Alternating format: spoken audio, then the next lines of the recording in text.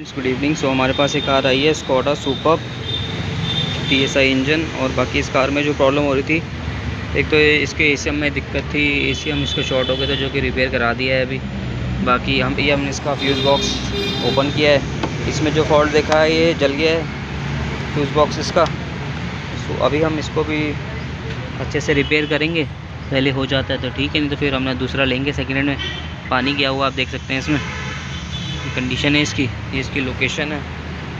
बाकी अभी हमने खोला हुआ है।